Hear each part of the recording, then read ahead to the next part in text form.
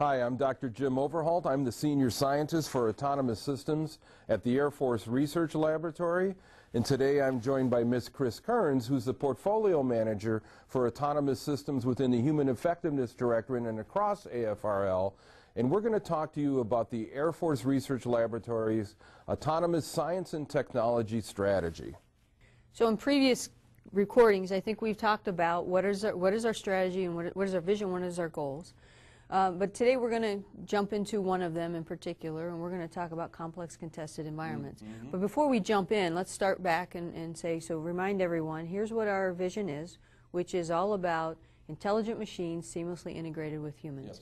And I think we want to emphasize it again. We are talking about machines that have the intelligence capability to make decisions and do things, but not without being integrated and working with a person, with an airman, to do a particular mission of the Air Force in the complex contested environments to help optimize the performance of that mission in the environments. And so when we take that vision and we break it down, we say, so what are the major challenges, what are the goals that we need to try to achieve? We've identified 4. The first goal was demonstrate highly effective human-machine teams. The second goal was about teams of machines coming together to work.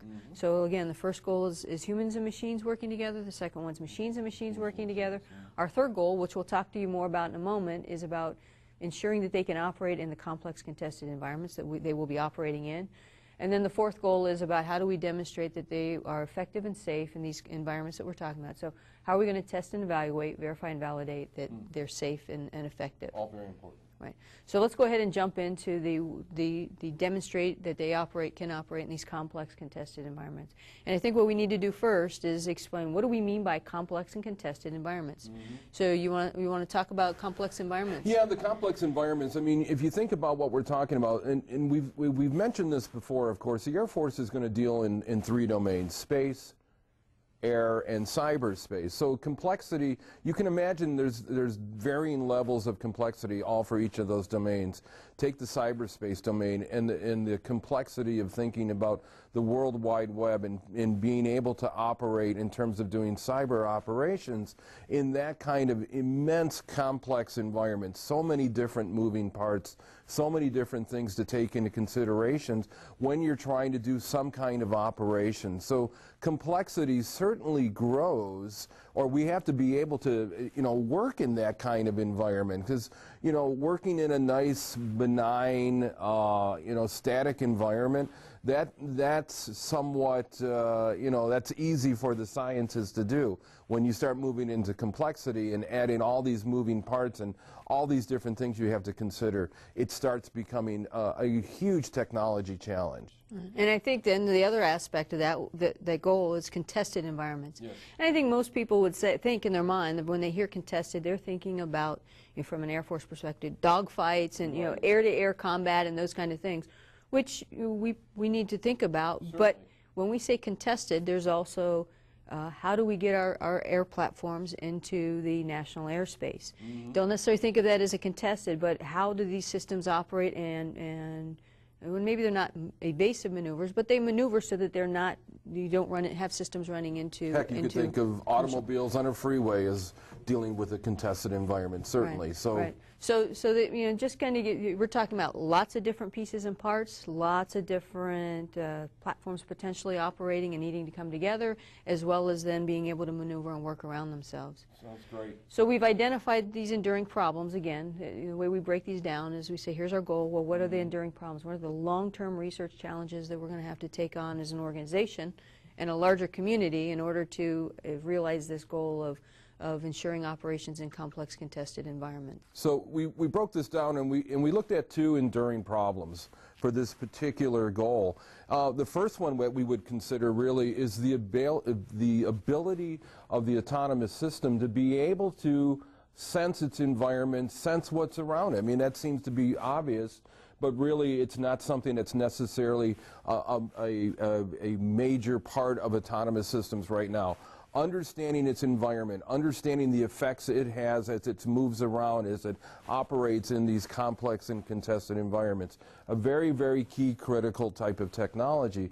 The second thing here is being able to develop these technologies that are robust and reliable against these changes that we're going to see. So one of the, if you want to call it the hallmarks of a complex contested environment, is the fact that there's a lot of dynamicism happening actually in the environment. Things are constantly changing, potentially that could have a negative impact on the autonomous systems. So the system itself has to be highly reliable and robust to these kind of changes. And these are the kind of enduring problems that if you're going to get into this autonomous system space that we have to be able to tackle. Right, so maybe a good example to kind of help drill home that point is if we think about it, we have satellites on orbit. Oh yeah. Commercial as well as military, Sure. but we have a lot of satellites on orbit.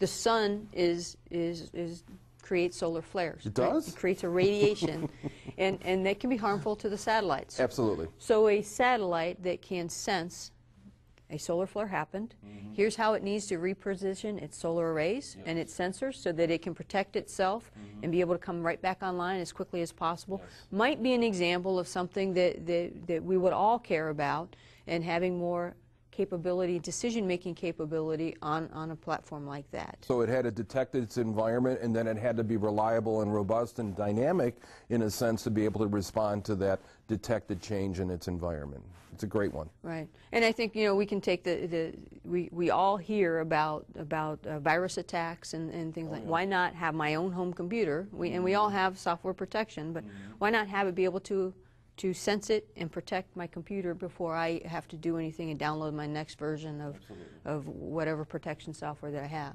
And we're starting to see that kind of rollout in terms of software as well. Right. So an intelligent system, again, that can sense something's going on and know how to respond is the kind of things that we're talking about when we say being able to operate in complex contested environments.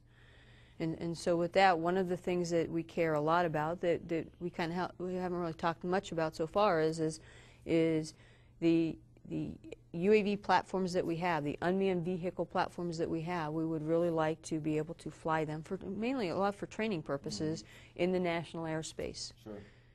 We have to have them be able to operate and look and have the feel of manned aircraft, so that if there were a commercial airline in the same space, that the behavior of that unmanned platform would just appear to follow the same rules that a pilot would be flying if they were flying it too. Certainly. So how does it fly? How does it behave?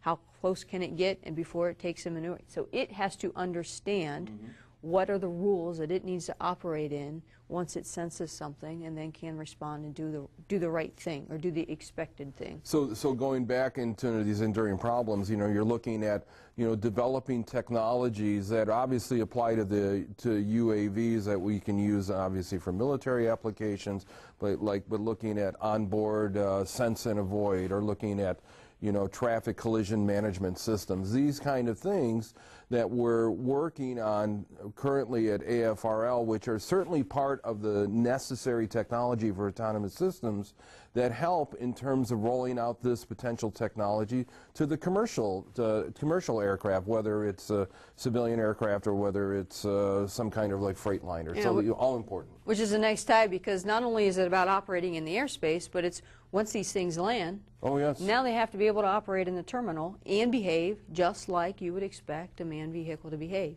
And it's a very difficult, it's a complex and contested environment, even in the airport when you're actually on the ground and you have to move to your particular destination. There's a lot of moving parts going on, and if you're going to have some kind of autonomous system, like you were saying before, it has to understand the rules of the road, and it has to be able to behave in a way as if it were a manned system actually operating it. Right. So hopefully we've given you an idea of what we're talking about when we say being able to operate in complex contested environments. I think we've kind of wrapped this one up. The only thing I would add to that, Chris, is this notion of, in complex contested environments, sometimes some of the links back to the human, so this is part of the autonomous systems, that robustness we talked about, this issue or this notion of being able to still operate under dynamic conditions, perhaps when we've lost communications or we've lost some other kind of linkage to the system. It's important that the system still perform and behave in a way that us as the designers, as the operators intended to do. And no matter which airspace it's operating or if it's on the ground. So or yes, if it's in cyberspace, yep, right, absolutely. exactly. Right. And so with that, I think like we said, I think we've wrapped this one up. I think we've given you an example of what we mean by complex contested environments. What do we think the major challenges are? And so with that, I think we're going to call it quits on this goal. Okay. Just to remind you, though, we have recorded and we have gone into the other 3 goals. Coming up, we will also be talking about our test and evaluation, verification and validation. That's Sounds a mouthful. Great. Goal sure that is. we're going to talk about in our next recording that we do on this. Sounds great. Thank you.